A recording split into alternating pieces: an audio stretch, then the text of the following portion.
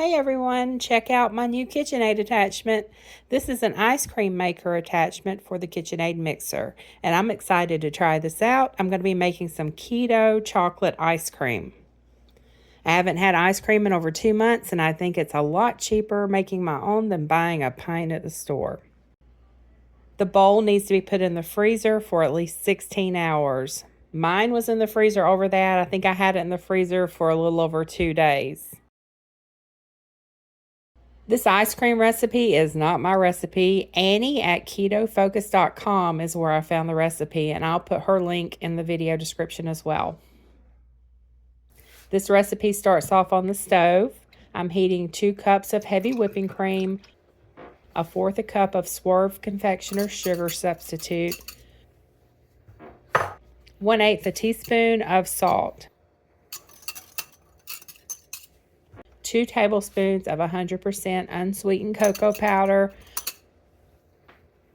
Want to whisk all that together and heat it to just a light boil. Make sure to remove it from the heat immediately when you see it start to lightly boil. I have 6 ounces of keto chocolate chips in the bottom of this mixing bowl. Choc Zero has keto chocolate without the sugar alcohols, but there are several different keto-friendly, sugar-free chocolate chip brands at Walmart and other grocery stores. You just have to look around and see what you like. You can use whatever type of chocolate chips you want. You can use dark chocolate, milk chocolate, white chocolate. The choice is yours. Once the cream mixture is ready, pour it over the chocolate chips.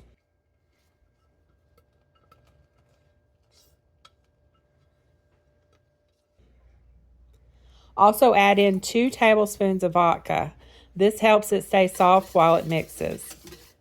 This smells like a really delicious hot chocolate. If it was cold outside, I'd probably pour this into a coffee mug and drink it. We've been in the 80s and I really want some ice cream. Once everything is mixed together, cover and place in the refrigerator for 30 minutes. After 30 minutes, remove the ice cream bowl from the freezer and lock it on the KitchenAid. And this can be used with a professional mixer too. The instructions show how to use it for my type of KitchenAid and also for the larger professional KitchenAid mixers. Place the paddle attachment in the ice cream bowl, and there's like a little spot in the bottom of the bowl that this just sits perfectly in. You want to push this down onto the paddle attachment. According to the instructions, it needs to be on the stir setting, and the mixer must already be stirring before pouring anything into the bowl. So I'm going to go ahead and start my mixer. Then I'm going to start pouring this yummy smelling chocolate cream into the bowl. Once it's in the bowl, it says to churn for 20 to 30 minutes depending on the consistency you want.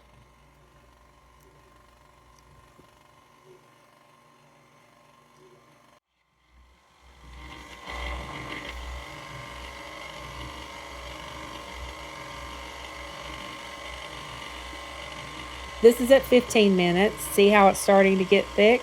We'll come back in 5 minutes. Okay, now we're at 20 minutes, and I think this is good because we like soft serve ice cream.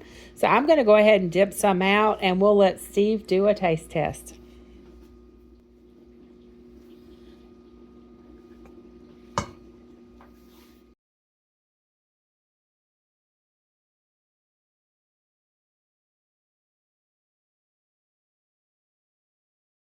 I'm eating soft serve keto ice cream. Very good. It's got a good soft serve texture, taste, and this is really good. He's like a little kid, y'all. He's going to get it all that hard ice cream on the side.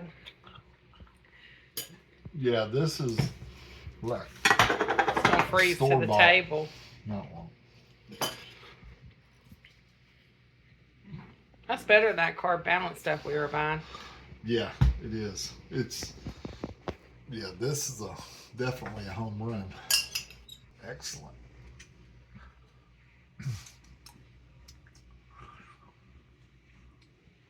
Yeah. Okay, well, there is the KitchenAid ice cream maker review. Think it's a good investment. Definitely.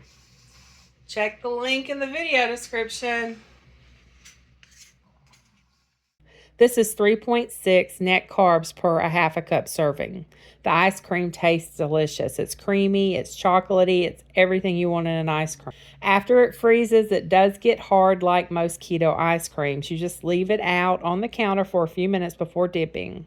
This is better than any keto ice cream I've had from the grocery store. This actually tastes like normal ice cream. You can't really tell it's keto. So far, I love the KitchenAid ice cream attachment. It's easy to use, and I'm sure I will get a lot of use out of it as I make different flavors of keto ice cream.